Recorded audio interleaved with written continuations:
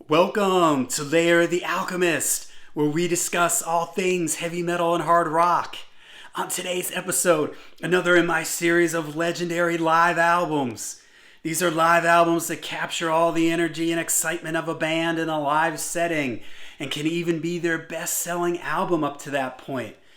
So the live album that I've picked for today is Judas Priest and their 1979 classic Unleashed in the East.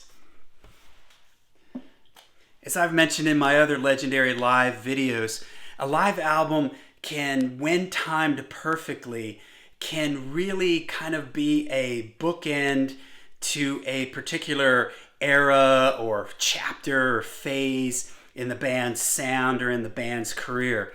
And I think this album for Judas Priest really does this. It sort of sums up the 70s era of Judas Priest.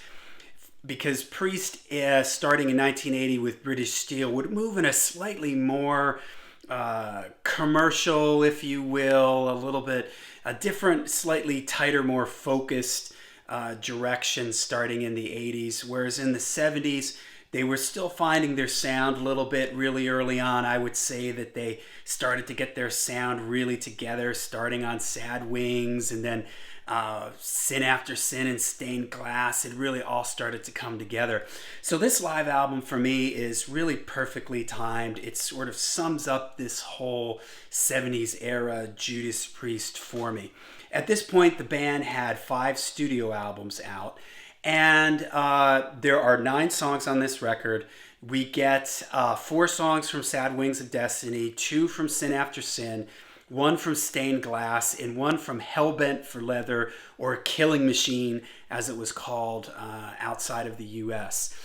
The album was produced by Tom Alum, who would go on to continue to work with Priest through their big successful 80s, with British Steel and Forward there. So they would go on to have kind of a pretty long working relationship with Tom Alum. The sound quality on the album, I think, is really good. There's some questions out there about how live this really is. Jokes out there being made calling it Unleashed in the studio. Now, if you saw my review of Rob Halford's recent book, he just says it in there, and he's said this in interviews too, but he says it in the book that he redid all his vocals on this album, that when they recorded this, he was sick or had a cold or something like that, and the vocals just weren't good enough for him and for the band, feeling, for it to be released on a record. So he just went in and redid all the vocals. So there you go. There's that. Otherwise, the band, it's hard to tell with the other instruments. One complaint I might have at this album is you don't hear a lot of the crowd in it. You kind of hear it between songs, and then when they sort of go into the songs, the crowd sort of disappears a little bit. But it still sounds cool. To me, the songs on here take the studio versions and inject a little bit more energy in them. They have a little bit more life to them.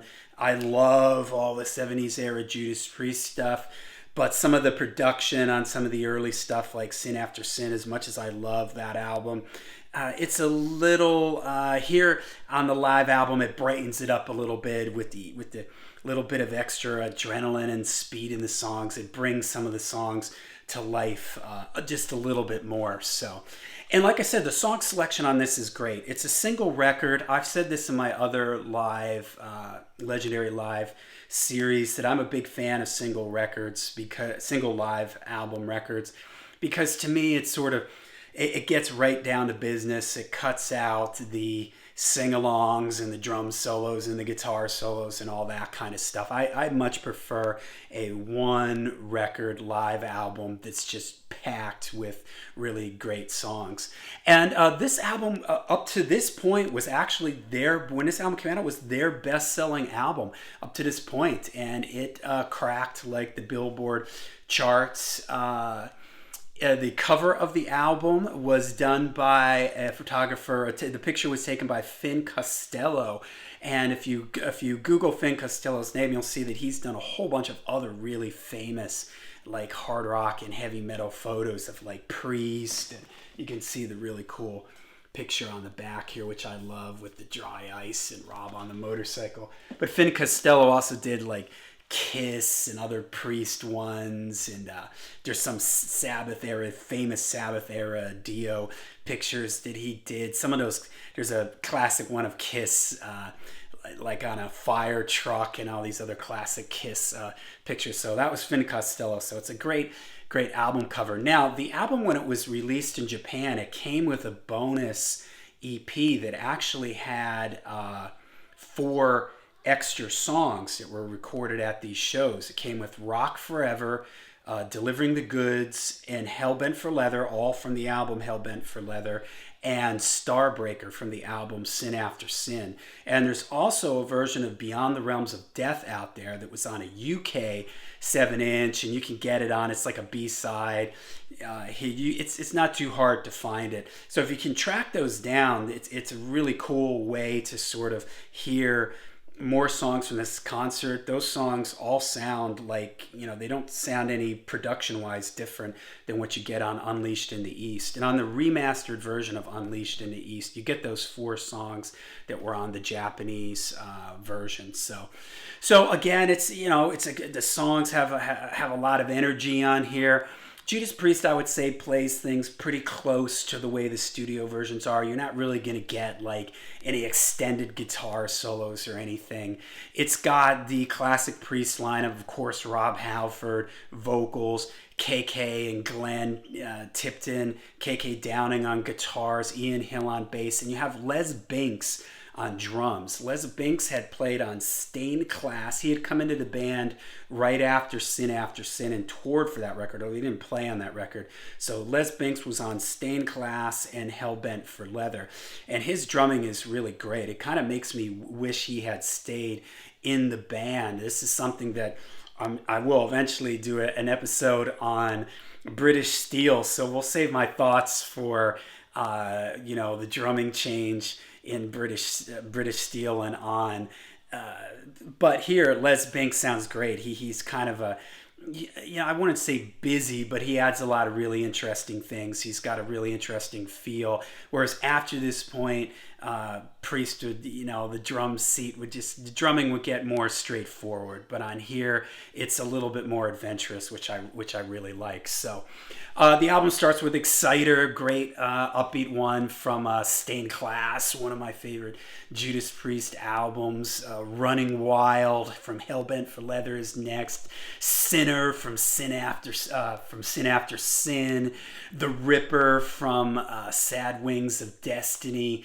Green Manalishi, which is a cover of a Fleetwood Mac song that Judas Priest really did their own thing with. That was from Hellbent for Leather.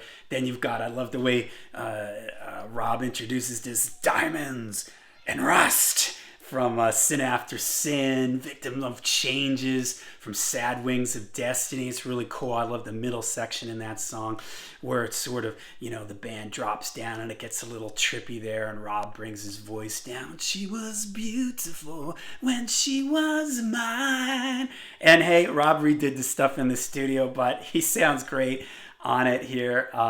Genocide, another really cool one from Sad Wings of Destiny, and the album ends with Tyrant, also from Sad Wings of Destiny. So it's got a pretty. It's kind of surprising they didn't put more songs from Hellbent for Leather. That was the album that they were touring for, but you do get those in the bonus tracks, which I think are great because Delivering the Goods. It's surprising that Hellbent for Leather didn't make it onto the original version of this. That sounds great on here. Starbreaker is cool, and I love if you can track down Beyond the Realms of Death. That is just awesome, man. Hearing that live is just fantastic.